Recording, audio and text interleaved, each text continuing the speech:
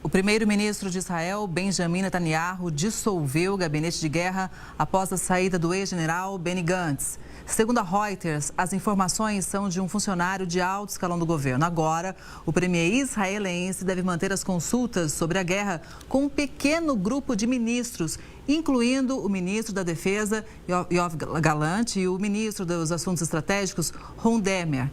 Gantz deixou o governo na semana passada e alegou o fracasso de Netanyahu em formar uma estratégia para a guerra entre Israel e o Hamas na faixa de Gaza. Quem chega para analisar esse e outros assuntos internacionais é o Leonardo Trevisan, que é professor de Relações Internacionais da ESPM. Professor, boa tarde, seja sempre bem-vindo ao Conexão Record News. O que a gente deve esperar a partir de agora, uma vez que o Netanyahu vai ouvir menos pessoas?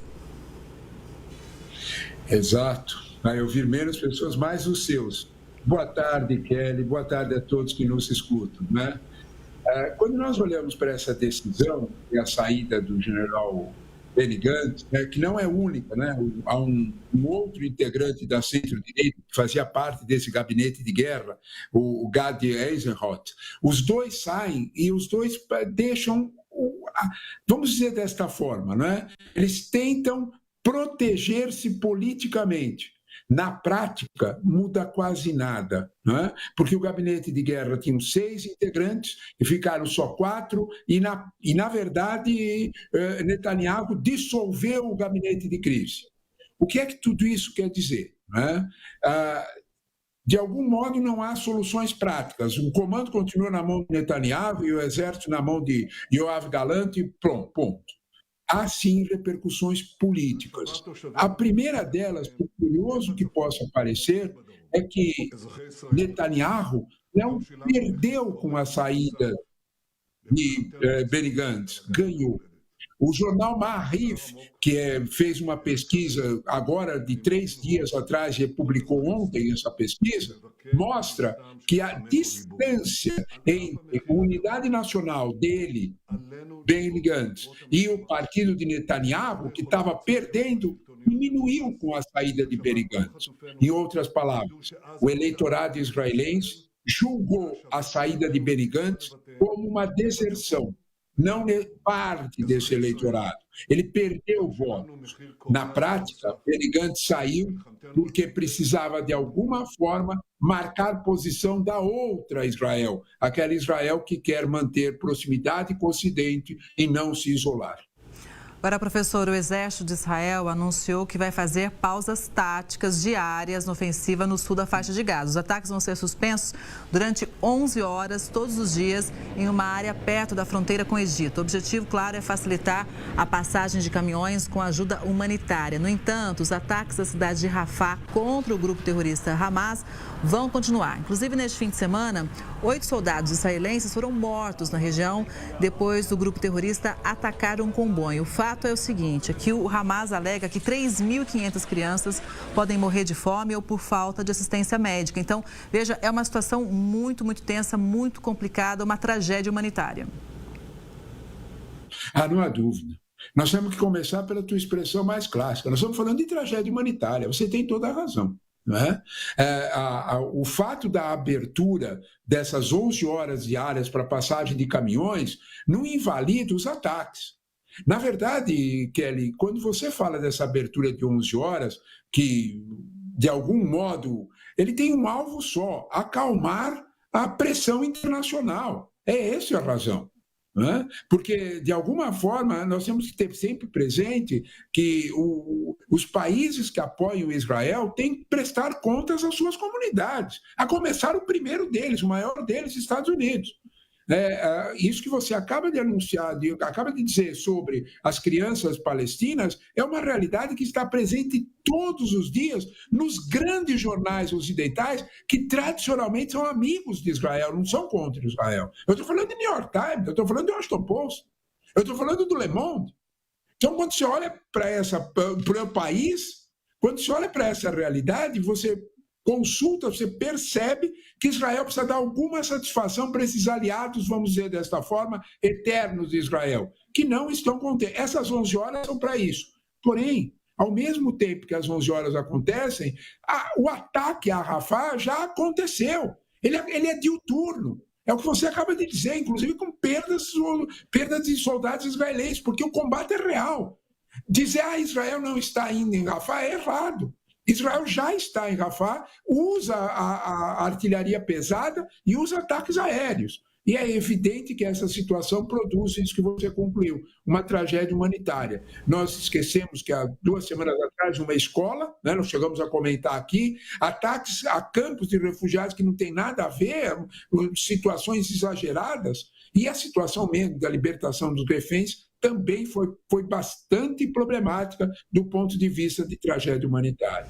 Pois é, professor, e a gente segue também de olho na guerra no leste europeu. Líderes mundiais reforçaram o apoio à independência e integridade territorial da Ucrânia e a necessidade de eventuais negociações com a Rússia sobre o fim da guerra. Olha só.